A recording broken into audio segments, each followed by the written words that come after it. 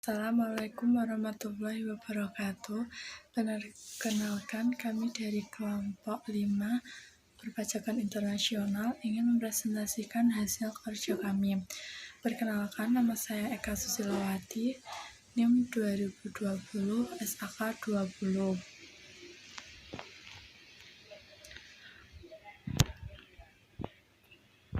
Kita akan presentasikan tentang pemajakan penghasilan wajib pajak luar negeri. Ini anggota kami, dan pokok pembahasan kami ada 4. 1. PPh atas dividen, bunga, royalti, dan penghasilan lainnya. Yang kedua, PPh atas premi asuransi. Yang ketiga, pasal atas penjualan harta. Dan yang keempat adalah PPh atas penjualan saham. PPh atas dividen, bunga, royalti, dan penghasilan lainnya. Atas penghasilan berupa berikut ini: A. Dividen. B.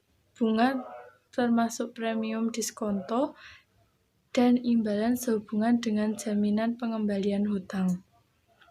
C. Royalti, sewa, dan penghasilan lain sehubungan dengan penggunaan harta. D. Imbalan sehubungan dengan jasa, pekerjaan, dan kegiatan. E. Hadiah dan penghargaan. F. Pensiun dan pembayaran berkala lainnya. G. Premi swap dan transaksi lindung nilai lainnya. H. Keuntungan karena pembebasan hutang. Kepada wajib pajak luar negeri, selain bentuk usaha tetap di Indonesia, dipotong pajak PPh pasal 26 sebesar 20% dari jumlah bruto oleh pihak yang wajib membayarkan. Misalnya, suatu badan subjek pajak dalam negeri membayarkan royalti sebesar 100 juta kepada wajib pajak luar negeri, maka subjek pajak dalam negeri tersebut berkewajiban memotong PPh sebesar 20% dari 100 juta, yaitu 20 juta.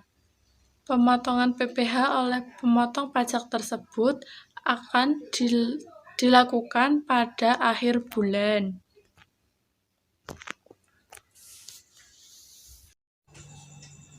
PPh atas premi asuransi. Berdasarkan pasal 26 ayat 2, atas penghasilan dari premi asuransi yang dibayarkan kepada perusahaan asuransi luar negeri, dipotong pajak 20% dari perkiraan penghasilan neto. Besarnya perkiraan penghasilan neto adalah sebagai berikut.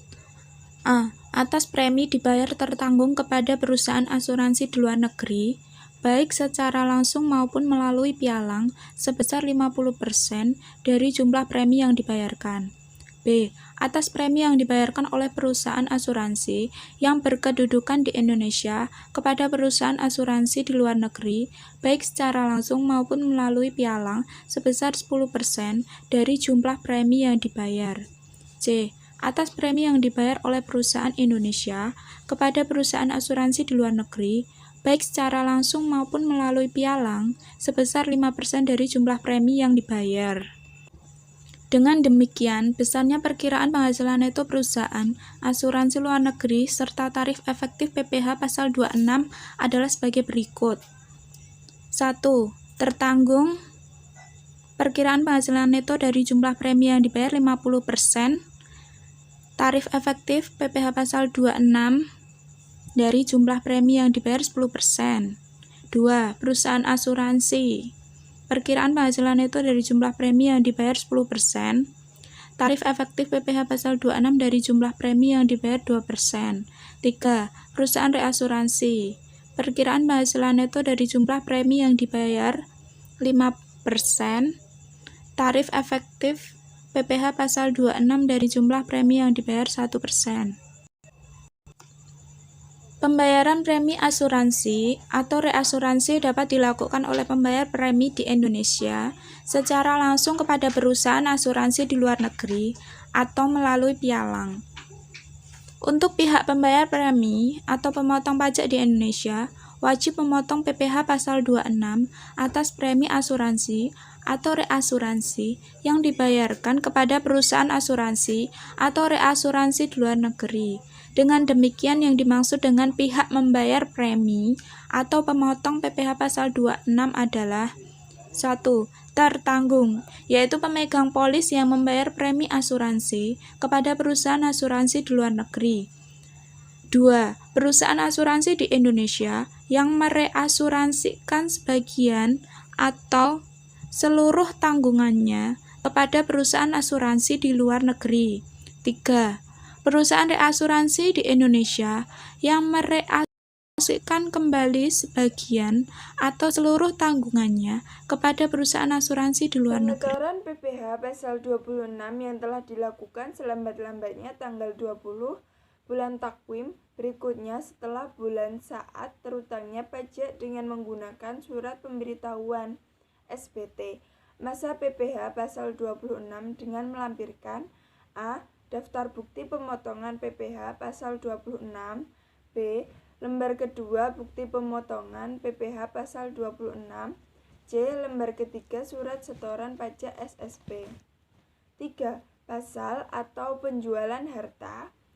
Berdasarkan pasal 26 ayat 2 atas penghasilan dari penjualan atau pengalihan harta di Indonesia, kecuali yang diatur dalam pasal 4 ayat 2 yang diterima atau diperoleh wajib pajak luar negeri selain bentuk usaha tetap di Indonesia, dipotong pajak 20% dari perkiraan penghasilan neto terhadap wajib pajak luar negeri yang berkedudukan di negara-negara yang telah mempunyai persetujuan penghindaran pajak berganda P3B dengan Indonesia. Pemotongan pajak hanya dilakukan apabila berdasarkan P3B yang berlaku. Hal pemajakannya ada pada pihak Indonesia. Besarnya perkiraan penghasilan neto adalah 25% dari harga jual, sehingga tarif efektifnya sebesar 5% dari harga jual. Orang pribadi sebagai wajib pajak dalam negeri yang ditunjuk sebagai pemotong pajak adalah A. Pengacara, akuntan, arsitek, dokter, konsultan, notaris, penilaian, dan aktuaris yang melakukan pekerjaan bebas.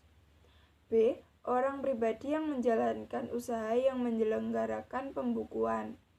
Pemotongan pajak penghasilan pasal 26 wajib A. Memotong pajak penghasilan pasal 26 yang terutang pada saat dilakukan pembayaran atau saat terutangnya penghasilan tergantung peristiwa mana yang terjadi lebih dahulu, dan B.